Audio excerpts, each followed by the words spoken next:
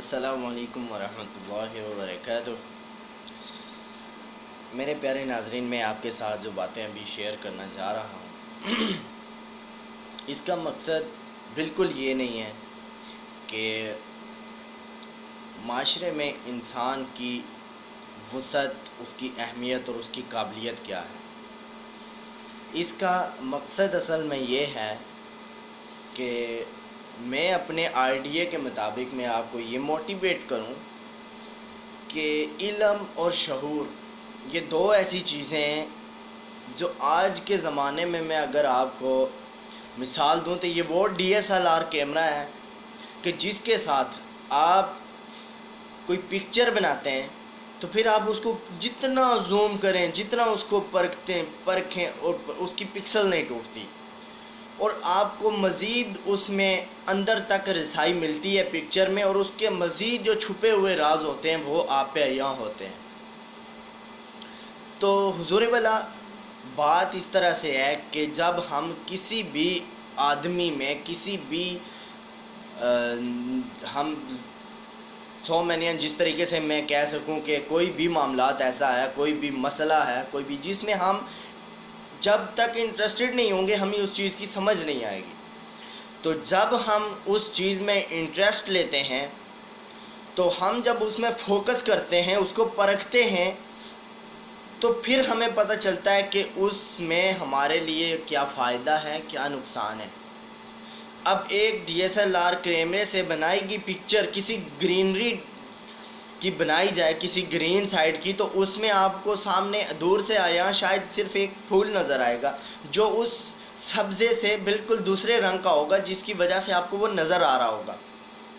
اس کے اپوزٹ اگر جب اس کو زوم کرتے ہیں تو شاید کہ اس کے اندر ان پتوں میں ایک سبز ہرے رنگ کی چڑیا بیٹھی ہو، اور شاید کہ اسی ہرے رنگ کے اس میں ایک سانپ بھی ہو۔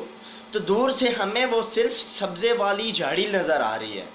لیکن جب ہم نے اس کو فوکس کیا تو پھر ہمیں یہ سمجھ آئی کہ اس میں صرف پھول نہیں ہے، کہ اس میں ایک چڑیا بھی ہے۔ تو معصومیت سے یہ کیا کہا جا سکتا ہے کہ پرندے جو ہوتے ہیں ان کو معصوم قرار دیا گیا ہے کہ یہ معصوم چیزیں ہوتی ہیں۔ تو اس لیے میں یہ کہنا چاہ رہا ہوں کہ کسی بھی چیز کو علم اور شعور وہ دو چیزیں ہیں، وہ دو ہتھیار ہیں آپ کے پاس کہ جتنا آپ ان کو اپنے اندر ضم کریں گے تو یہ آپ کو نکھار کے دیں گے، زمانے کو نکھاریں گے کہ آپ کو زمانے میں پتہ چلے گا آپ کا دوست کون ہے، آپ کا دشمن کون ہے۔ تو حضور والا میں آپ کو بتاؤں کہ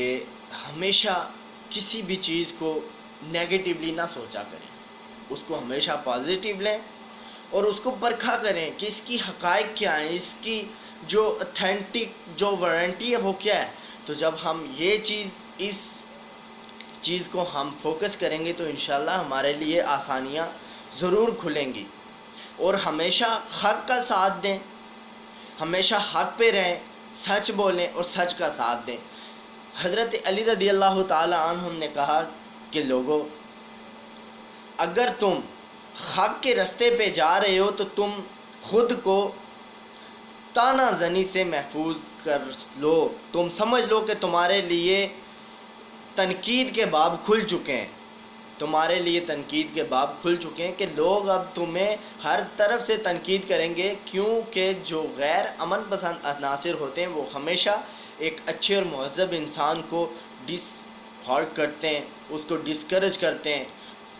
تو اس لیے اپنا بھی خیال رکھیں، دوسروں کا بھی خیال رکھیں، اور ہمیشہ کوشش کیا کریں کہ دوسرے کو نفع پہنچائیں۔ بے شک حضور علیہ الصلوۃ والسلام کا بڑا پیارا فرمان ہے کہ خیر من الناس من ینفع الناس، کہ تم لوگوں میں بہتر وہ ہے جو لوگوں کو نفع پہنچائے۔ تو میری یہی امید ہے کہ آپ کو میری باتیں ضرور سمجھ آئیں گی، تو میں اسی پہ اختتام کروں گا۔